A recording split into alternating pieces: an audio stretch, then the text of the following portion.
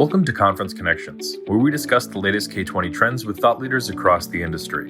In this episode, we chat with Eric Bell, National Director for Mental Health Solutions for Presence in FETC 2023. The topic of this discussion is mental health counseling and resources.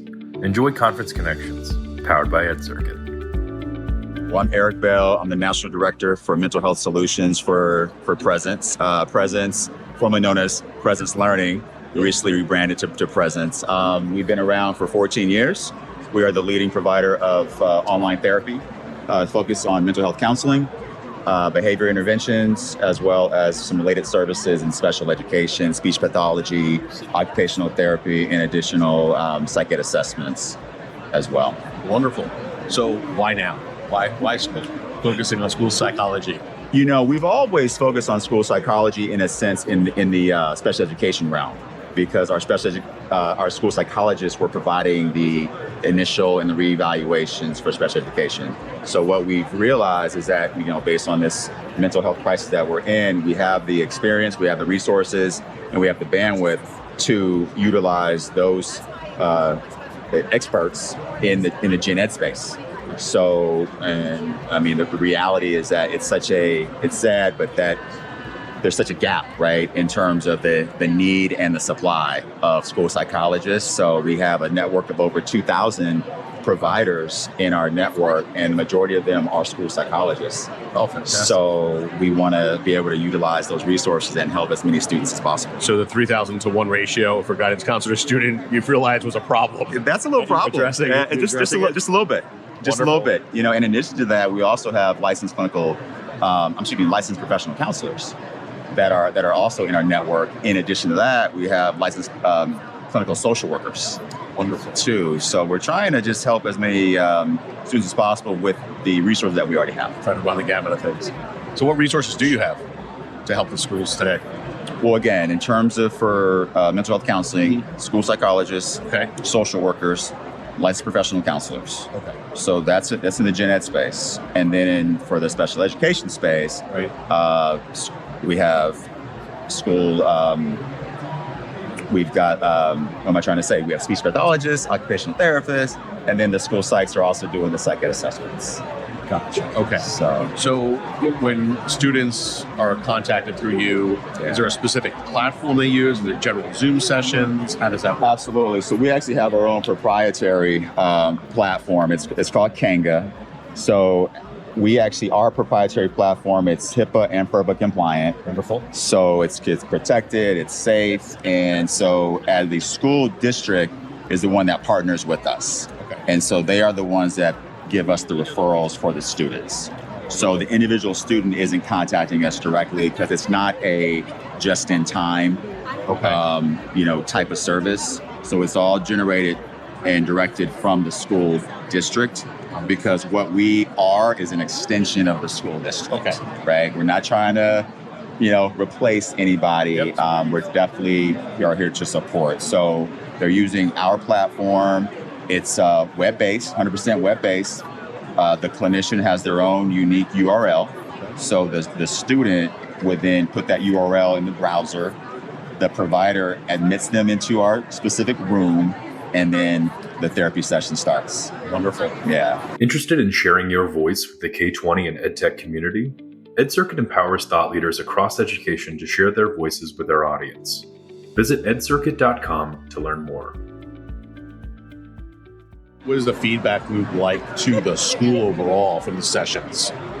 Is it back to the guidance counselor specifically, or is it what does that look like? Yeah, absolutely. Again, depending on the relationship of the district and the provider, they can meet weekly, they can meet, monthly, as much as they want. And also the district administrator has access to the platform.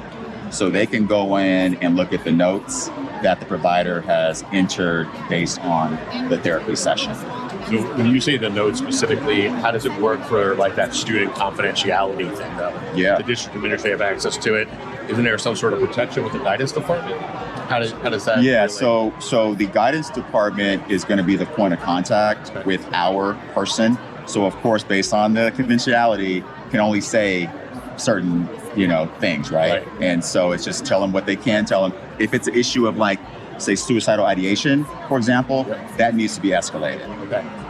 Because that's something obviously very urgent.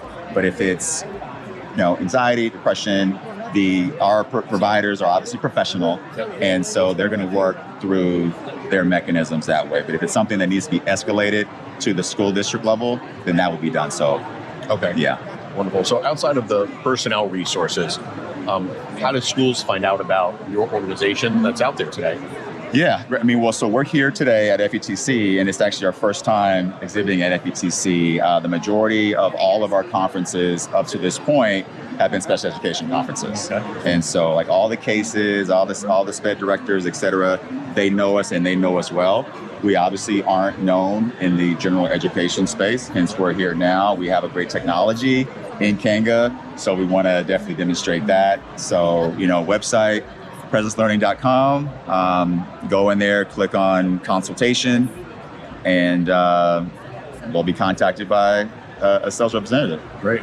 What funds are the schools using today to acquire your services? Sure.